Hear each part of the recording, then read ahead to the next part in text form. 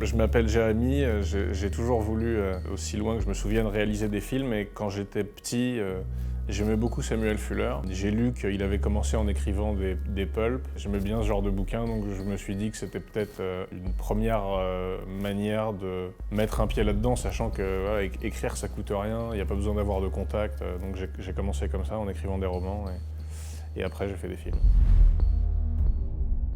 C'est très compliqué à définir, c'est sans doute le genre qui m'est le plus cher, parce que j'ai grandi avec en littérature et au cinéma.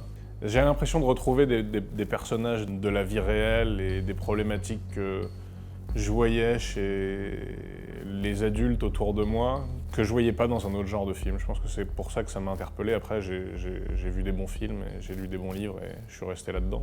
Je pense que le premier truc qui m'a frappé, c'est de me dire « Ah, on peut faire ça, on peut écrire comme ça, on peut montrer ça ». Et ça provoque une émotion plus grande qu'en rendant les choses très manichéennes ou en magnifiant et en fictionnant à fond.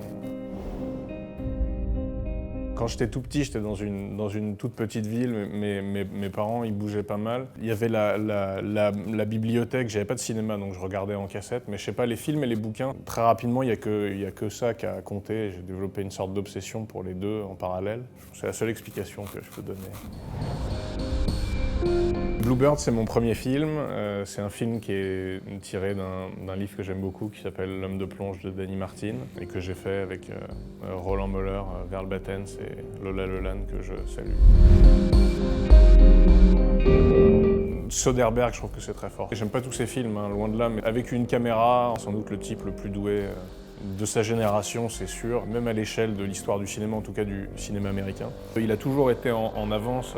La presse américaine, ils font que parler de la frontière avec le Mexique. J'ai vu Trafic, je rentrais au collège. Contagion, le film, il a pris une banane, là, tout le monde l'a vu pendant le confinement. Expérimenter à ce niveau-là, quand on a eu ce niveau de succès si tôt, avoir à chaque fois choisi son chemin, fait des tout petits films confidentiels, fait des gros machins avec des stars et avoir gardé ce niveau de constance et d'élégance, c'est hyper fort.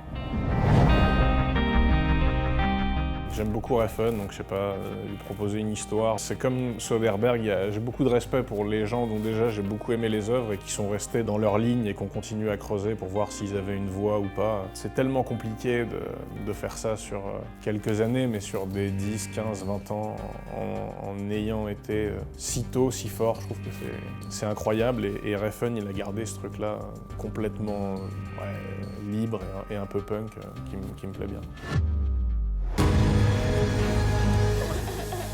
The cops came. Do you know anything about that? You're crazy. There's just some people you can't control. They won't change. You're like my dad.